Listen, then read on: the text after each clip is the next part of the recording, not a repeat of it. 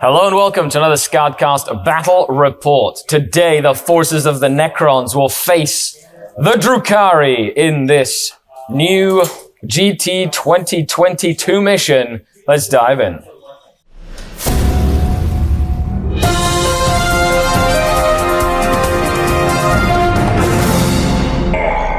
The Dark Kid.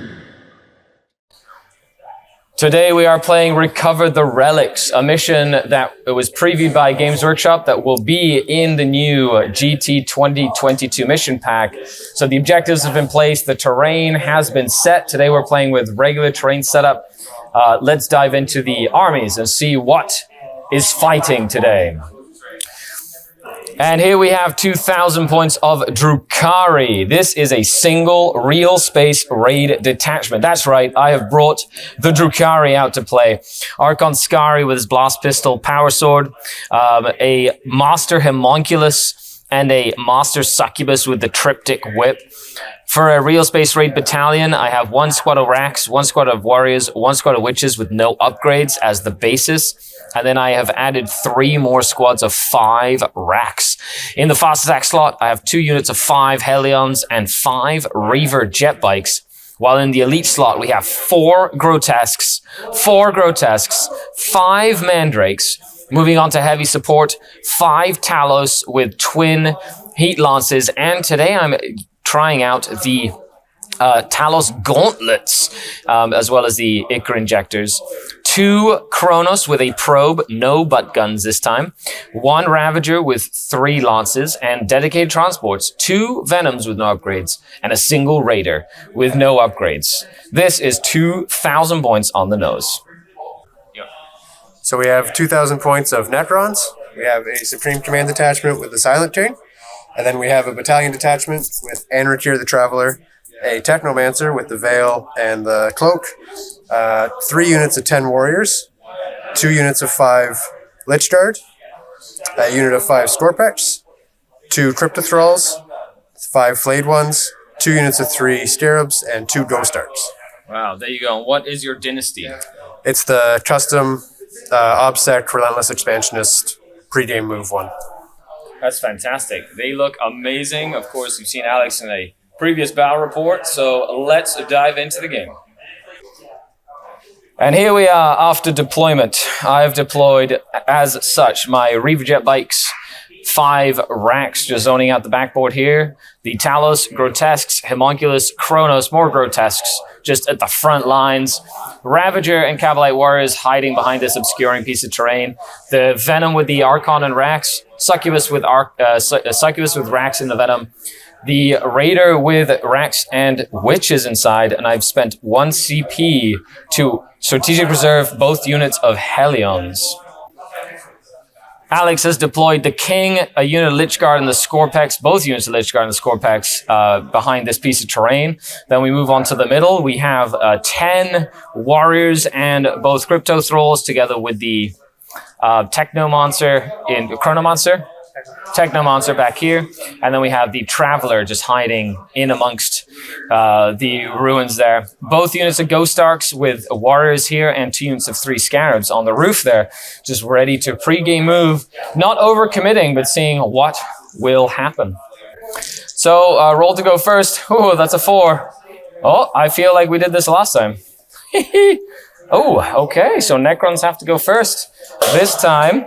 As for secondaries, I've gone for Herd the Prey, I've gone for Banners, and, I've gone for Teleport Homers, and I've gone for No Prisoners, because it's Necrons.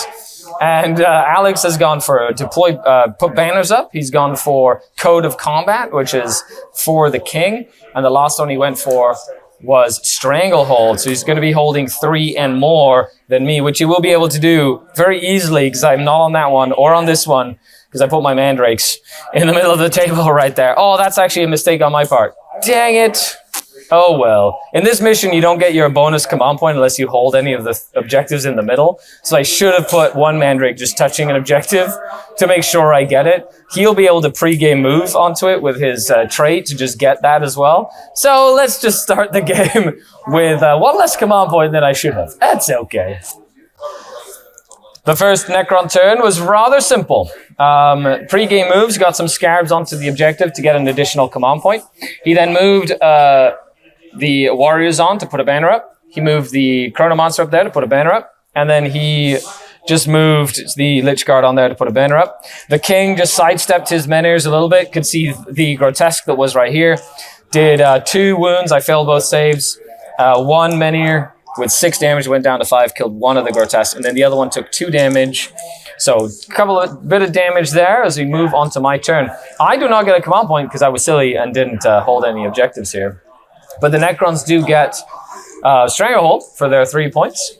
And they put up 3 banners for their secondaries. So with that, let's dive into my first turn. And here we are after my movement phase. Grotesques have moved up and put a banner. These racks put a banner. The Witches got out to help zone out the backfield.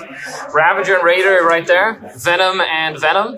The other Grotesques advanced. The Kronos advanced. The Talus advanced. And then the Mandrakes moved into this corner and are putting the teleport homer because they're past the halfway point, forcing the Necrons to potentially try and come in and deal with them. So with that, let's go into the shooting phase. I just have shooting those Ravagers into that Ghost Arc, and then a couple of Venoms into the Warriors, so we'll see what happens. End of the turn, Super Quantum Shielding went up on that Ghost Arc, so 4 ups to save. That means the Lances bounced off and did nothing. Some sporadic shooting from the Venoms went into the Warriors. I killed 4, a couple of reanimated, which means I get 4 points for no prisoners as we move into battle round number 2, and the Necrons score 3 banners and 8 points for holding 2. So turn 2. Okay, we'll be here on turn 2 for the Necron movement phase. Now, Alex did take quite a bit of time thinking about his turn because of the Drukhari getting aggressive into the middle of the board. And that's always a terrifying proposition. He's trying to get a stranglehold. That's the thing he's really hoping for. But what he's done is he's sort of like shifted most of his movement this way, kept models on that objective, shifting the scarabs this way, and then putting a lot more pressure onto the middle of the board. The Scorpex just basically baiting me out, saying come play, which I'm going to have to take the bait. Especially with my Talos gauntlets, which I haven't used. So we're going to see if they can deal with some Scorpex. And then, of course, the Flayed ones, which have come in. And they're trying to potentially charge in and get that as well. So we'll see what happens. He can just get a stranglehold by killing the Grotesque with shooting as well. So we'll see what happens with that. Let's dive in. He did get 3 points for his banners. And the Ghost Starks just brought the warriors that I killed back in that squad.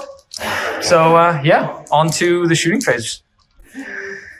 After the shooting phase and into the end of the charge phase, one of the Grotesque went down from the shooting, and one is at 1 wound remaining from all the shooting on the king. And 1 Grotesque went down from a rapid-firing Ghost Arc, which was really good. So 2 Grotesques down. And then the king basically ordered these Flayed ones to run in, and they made their 12-inch charge. And now he's stringing them back to get, because they're core now, so they get reroll wound rolls. And there's 5 wounds here. He has pulled my banner down over here, and if even one of them survives, he will be getting a stranglehold. So that is going to go into the combat phase now. Well, the Flayed ones went in, did 1 wound to the Grotesque that had 1 wound left, died, and then they used their pylon to stay out of an inch so that I can't fight them with my other Grotesque, which means he's pulled my banner down. He got his stranglehold for holding 4, and So with that, we go into my turn 2. The Mandrakes that are back here successfully complete the teleport homer, so I will be getting 2 points for that. I will also get 2 banners, and it is now game time. I think we've got some Scorpex to try and kill. I'm looking like banners. I've been playing a lie. I didn't take banners. I took teleport homers. That's the one I took. So no banners. I don't know why I was so worried about putting up banners. Apparently I'm just really used to it. So it's no. Teleport homers is the one that I picked. And I picked Herd the Prey, and I picked No Prisoners. So Herd the Prey should be pretty easy as long as I kill those Flayed ones. But with that, let's dive into my turn, number 2. And this is now time to party. Drukhari, turn number 2. I've decided to move this Grotesque around, move the jet bikes up to deal with the Flayed ones, together with the Venom with the Racks. The other Venom dislodged the Racks and Archon Skari. The Racks have moved up to do teleport homers. So they're going to just do that at the end of my turn because they're a troop. Argon Skari's moved up. He's probably going to throw his Animus Vitae, and then he's likely going to either Fire and Fade or Charge to get his reroll ones to hit to everybody around here. They just moved up. They advanced so they can kind of move in, potentially shoot and or charge some of these scarabs over here. And then, of course, my Succubus has moved out on this side together with these grotesques. So we're going to see if we can deal with that unit of warriors back there. This unit of racks inside of this transport have moved up, and then the other Venom that was empty now moved back, and the other witches got in to continue to zone out that backboard. Both Hellion units got brought in. This one has +1 ballistic skill, so they're going to come in and shoot splinter pods at the flayed ones. I'm going to try and kill them. And then they have +1 attack and weapon skill. So I put them in a reserve position to then move out later in the game. So with that, I know turn 2 against Drukhari can be really scary because they just go everywhere. Let's dive into this turn. At the end of my movement phase, my Poisoner's Ampule is going to get thrown at the king to make sure all his auras disappear for an entire battle round. So in the shooting phase, I didn't do anything to the king. I did put the Poisoner's Ampule, did 2 wounds to one of the Menhirs. Other shooting, I shot the flayed ones down to 1, and then I used what I did is I threw the grenade, the Animus Vitae, at that Ghost Ark, did 3 damage, mortal wounds, and then he fired and faded up this way to give me reroll 1s to hit over here, and then allowed me to shoot into the flayed ones to then kill something with the Talos to then give them a pain siphon. So now they're full power from pain, which is really cool for the rest of the game. And so far, I've been able to accrue some wounds for no prisoners, bring my total no prisoner count up to 17 so far, because of course vehicles do not count for that. Other than that, we're going to dive into the charge phase, which is the harder hitting part of my list. So we're here after the charge phase. The Chronos have moved up to charge these Scarabs, the front unit of Scarabs. The Talos have charged just the Scorpex, creating a bit of a wall protecting the characters. Everything else is charged over here, so the Grotesques and the Succubus have moved in as well. So what I'm going to do is I'm more than likely going to start with the Grotesques over here, I believe. I want to see what they can do against a bunch of warriors. Because she's within 4 inches of a couple of models. No, you know what? I don't know what I'm going to do here. Hold on. Okay, because she didn't roll too high on her saves, I'm going to make sure that she's the first one to attack. That they're the first ones to attack. So they're going to get their 15 attacks. And I'm not going to spend the CP to reroll wound rolls here. Okay, so I wasn't able to bait out the double attack, the interrupt. However, the Talos gauntlets with their 3 damage made short work of the Scorpex. They are +1 to hit and rerolling ones because of the Archon, because of my real space rate, so that was really good. However, the Grotesque on this side killed 8 of the warriors, which pulled the Succubus out of combat. So then with the Show Stealer and the Consolidation, I basically piled in and tagged this Ghost Ark. It is OPSEC, but I do have 5 OPSEC models. It does get to fight me back though. And I did kill 2 of these Scarabs with my Chronos. So I have a lot. I have 24, 36, 38 no prisoners points going into turn number 2. And yeah, I did pull a banner down. So now the Necrons, and I got 4 points for Herd the Prey. Drukhari just putting the pressure on and showing what they can do just in general. Okay, now it's time, though. You have 10 Lich Guard, we have the King. We've got some more warriors, another unit of 10 warriors in here. So it is far from over. Let's see what the Necrons can do. Well, here we are so now that the Poisoner's Ampule prevents the King from giving out auras, he's using the King more aggressively to try and take down my Homunculus, which gives all the extra toughness and stuff. However, we're trying to fall back with the Ghost Ark. Because of the protocols, they can fall back and shoot. However, my Succubus is in engagement range, so he has to win a roll-off. They're just 1d6. Hiya! You have to beat a 4. You do not. That Ghost Ark stays in combat. There is no escape. So now that Ghost Ark has had to stay in combat, the other warriors got out and moved. They're going to try to charge in and basically get onto that objective to drop me down to only one objective scoring for primary, because he's now contesting this with the king, as I only have the one grotesque on that, as I wasn't able to charge in because I killed all of the flayed ones with shooting. Over here, the scarabs have created a little bit of a no-go zone, so these can only move like this way to charge or this way to potentially charge. And with that, we're going to dive into the shooting phase.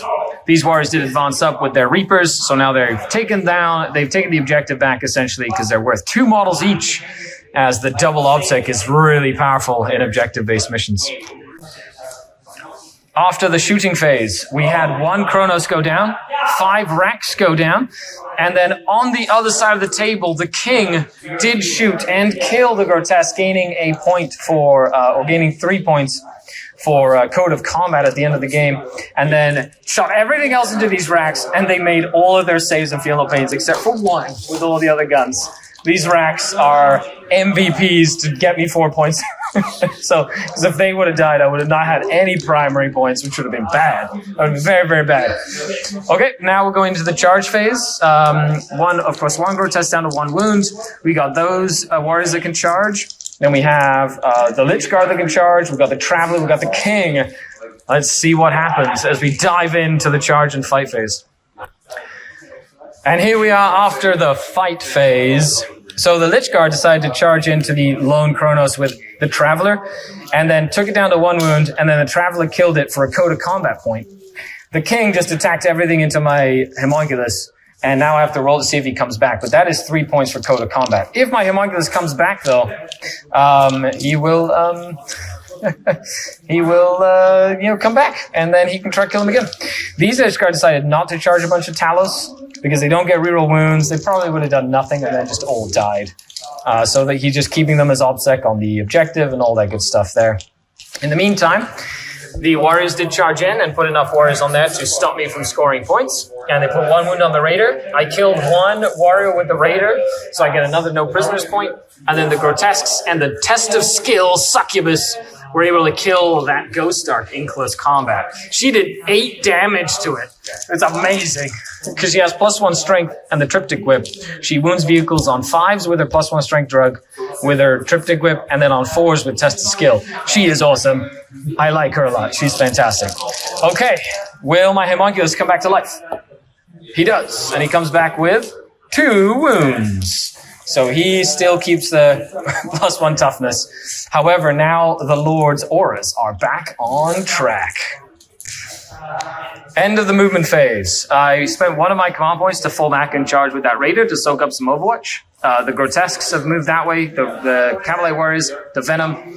The Hellions have advanced up from back there. I moved the Racks that were in that transport out. They're doing the teleport homer here. And then it moved back and they got into the Venom. This Ravager just kind of scooted that way to get some pot shots on the King. So my key is to try and kill these 10 warriors, try and kill the King, and then do some damage over here. Rosalia did move up this way. So I'm debating what to do with her. I'm probably going to run her in and kill some of the Scarabs because they're really fast obsec, and I need to try and knock some of that down. And there are a lot of wounds for no prisoners. Or she might try and jump into the Lich Guard, or she might go for the Cryptek over here. I don't know. I am confused. Still don't know what to do with these Reaver Jet bikes as well. So we'll also see what's up with that. End of the shooting phase. I was able to kill both Menhirs and take the King down to 7 wounds remaining. Only 1 Heat Lance hit and wounded to do damage. But it was really the Ravager that did most of the work, killing both of the Menhirs. I did spend 2 CP on potent metallotoxins on the Hellions to wound on 4s, and they did 3 more damage. So now the King is bracketed, which is really up to half wounds, which is good. In the other news, I did kill a few of these warriors with some sporadic shooting, but I'm hoping to charge in and deal with them, while I still don't know what to do over here. Okay, so we'll be back after the charge and fight phase. I need to kill the King, so I'm probably going to focus on killing the King, and we'll go from there. And here we are after the charge phase. I decided to tag the Lich Guard with the Talos.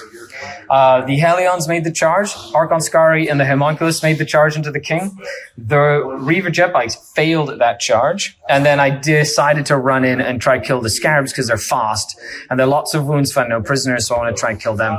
Meanwhile, the Grotesques, the Raider, and the Cavalite Warriors charged into those warriors. And the Hellions, Witches, and Venom charged into those warriors. So hopefully getting as many points as possible this turn. Now, he makes everything in engagement range fight last, but because they charge, they fight normal. And I charged in with the Ancient Evil Archon, which means he fights last, so he actually fights last. So, and he cannot interrupt with the king. But with that, we're going to dive into the attacks. I'm forcing him to spend 2 CP to interrupt here. We'll see what they can do with the +1 attack and +1 attack. So they have 5 attacks each, but they reroll wounds, which will be very interesting. But let's start with the Succubus. So she has 11 attacks with Quicksilver Fighter. I'm going to do 2 attacks into this Scarab, and then 9 attacks, into the 6 Scarabs over here. So we'll do the 2 attacks into that Scarab base. Hitting on 2s. Okay. Do I want to reroll a wound roll here? I only have 3 CP left now. Do I wound it? I do. It does 2 damage to that one there. And then into this big unit of Scarabs, needing 2s to hit as well. Oh, that's not good. And 2s to wound.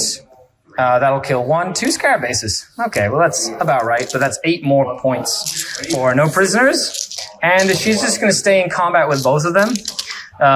Because they are not core, correct?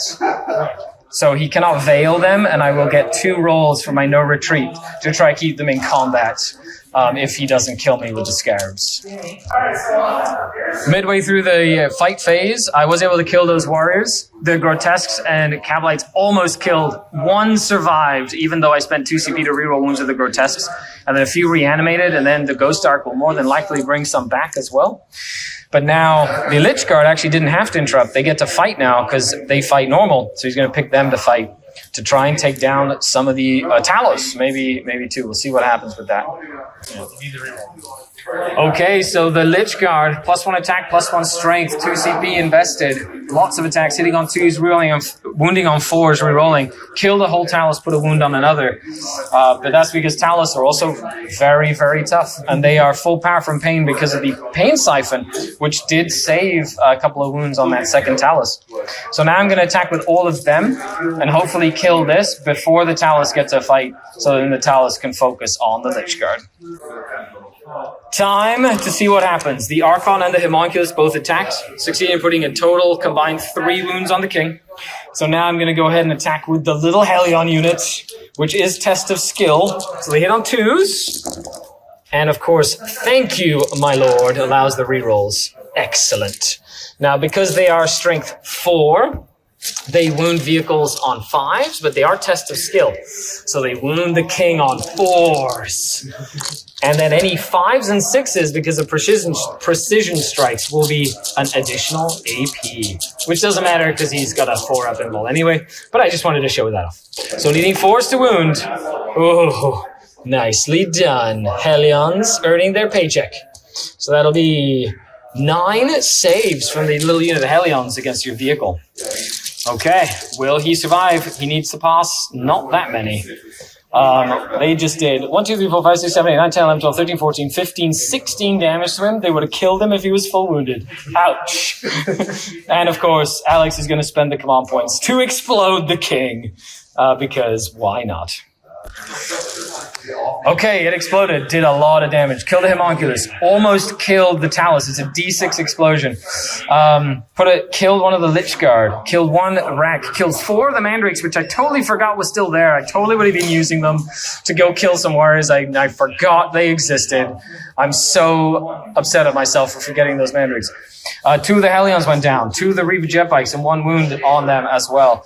There's a lot of damage that just went through with that explosion, but I did kill the king and that warrior unit, which will give me my code of combat as well. So here we are. It is the bottom of the turn. I will score my Herd the Prey. I will score a couple more no prisoners points, aka lots and lots of prisoners points. And with that, we're diving into turn 4 for the Necrons. 2 of them, I killed 3, and then 2 of them came back with reanimations, which does mean that they're winning the battle, and he still has 5 more over here, so they're going to be a little annoying to deal with as well. The Mandrakes did lose 4 models, and the last one holds the line. Other than that, yeah, let's dive into the turn, see what happens. Here we are after the movement phase. The Lich Guard are still in combat with the 1 wounded Talos and the other one. The other Lich Guard moving up with the Traveler, looking to get his last code of combat, because the explosion killed the homunculus. Technically, that's a death created by the king, so that's another code of combat there. Then we have the Succubus ploy was successful, holding 1 unit of Scarabs in. The other one was successfully able to fall back, saving her from all the shooting, which is excellent. Now, I did give myself the extra CP last turn. I had 1 left, so I took it away from myself because I didn't own either of these or any of the middle objectives, so I wouldn't have gotten my CP for that, which is good. I had 1 left, so I was able to get rid of it. Over here, they didn't fall back. This Ghost Arc is just falling back and can shoot at -1 because of the command protocol from the Traveler. And other than that, yeah, we're on to turn number 4 with some shooting and then some combats. Let's see what happens. And here we are after charge moves. In some shooting, I lost 1 rank because the 5-up invulnerable save is really good with Power from Pain. And then the Ghost Arc also split fire and killed 2 of the Cavalite Warriors with shooting. Over here, we had the Crypto Thralls get in. The Murder Buckets are one of the most dangerous things against the Succubus because they have 6 attacks each when he's around, which is nasty. And then the Lich Guard charging into the Talos, trying to make something happen here as well. End of the fight phase. The Grotesques killed the 3 warriors that were there. The Crypto Thralls murdered my Succubus. That was that went without saying. And over here, the Lich Guard charged in, killed the 1 wounded Talos, putting 3 wounds on the other. But that did mean that this Talos was now out of engagement range of the other 3 Lich Guard. The Racks were here. They piled in, did some pile-in shenanigans to pile in and consolidate just to cross the line this way. So they can go into here and contest that objective for turn number 5 scoring. So with that, I'm going to dive into my turn number 4. I don't need any morales because they are fearless. Because it's their Cabal of Blackheart. And they lost 3 and their leadership 8. So they could on a 6. They lose a model. No, they're fine. Okay, so with that, we dive into turn number 4, and I will get 8 points again, which is exciting for my primary. Let's dive into it. End of the movement phase. So I got the Witches into the Venom. The Venom just moved up here. The Grotesques advanced really far and are now going to just get stuck in over here. The Cavalites are back here, just going to probably charge this and tie it up in combat, while these Racks got into the deployment zone and are doing my teleport homer, holding my opponent's deployment zone for 4 points. Then we have the Ravager going to try and shoot into that Ghost Arc. The Reaver Jet Bikes moved from over here there, and then the Venom full of Racks moved here to basically then potentially come in. I want to make sure I get my 14, my hold more at the end of the game to offset the single objective turn that I had. Other than that, as you can see, I'm trying to kill some Lich Guard this turn. That's it for shooting. I don't have any more guns. I got a couple more no prisoners points because there was a reanimation over there. I killed a couple of Lich Guard. Wasn't able to... I can't shoot him because of the Lich Guard. So that's... Archon Skari just stood up and just, stuck his tongue out at him or something. So we'll do some charges. Let's see what happens. Okay, charge phase is done. The Grotesques have decided to just bite as much off as they can chew. I've decided to charge everything. You know what? Let's just go for it. See what happens. That's right. And Archon Skari is just challenging the Traveler to hand-to-hand combat. And the Mandrake's staying out of there to try and avoid giving away a code of combat. That's the end of combat. The Hellions came in. I was able to kill that unit, and I killed 2 from that unit. There's 1 Lich Guard left with 1 wound, but he will heal at the end of the turn. Archon Skari put a wound on the Traveler and took 2 wounds because he didn't use a Shadow Field save until he has 1 wound remaining. Then he passed that one. The Grotesques killed the Cryptek, and these 2 passed 2 6-up saves to stay alive. Good old crypto thralls. And of course, this combat with the Cavalry Warriors did absolutely nothing. So with that, I was able to drop Alex down to 4 primary points. And we will go on to turn number 5. And he only gets 1 more banner from that objective as well. However, if Argon Skari dies, that will be a code of combat. And that'll max out his code of combat as well. Okay, so we're here midway through the turn. Those Cavalry Warriors got nuked by a Ghost Ark.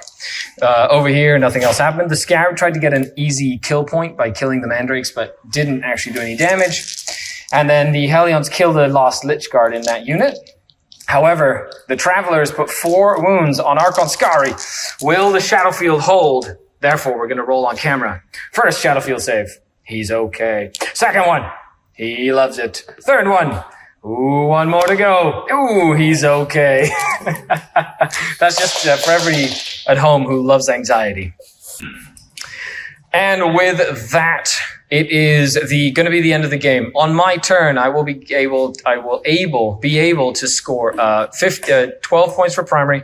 I need to kill 2 more units in order to get my max bonus points for this turn. I will get 4 more points for my teleport homer, so I'll go 14 points for teleport homer.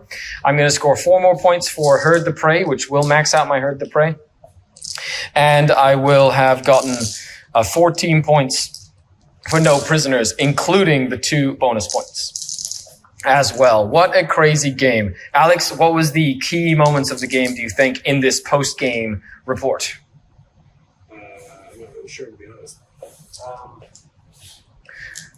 You said there were 2 things or 3 things. The mistakes I made. Yep. When I split the fire here, I should have... On that, was it 4th turn, I believe, or 3rd turn, yeah. I should have put everything into the racks. Yep. Make sure I killed them. Just keep them from being able to walk over there, getting my extra points.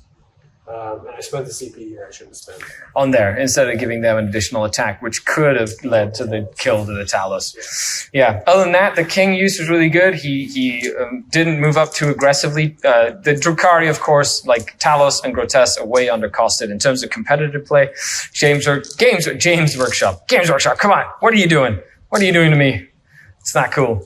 Other than that, thanks all for tuning in, everybody. A huge shout out to all the channel Patreons, without whom none of this would be possible. Check the link down below if you'd like to get involved. And a huge shout out to the lab in Barrie, Ontario, Canada, for letting us use the space for filming. Other than that, cheerio, everybody. I've been Skari, your grateful host, signing off until next time. Skari out. The Dark Kin. Hey, I didn't fail an invulnerable save this time on him. His Shadowfield was good.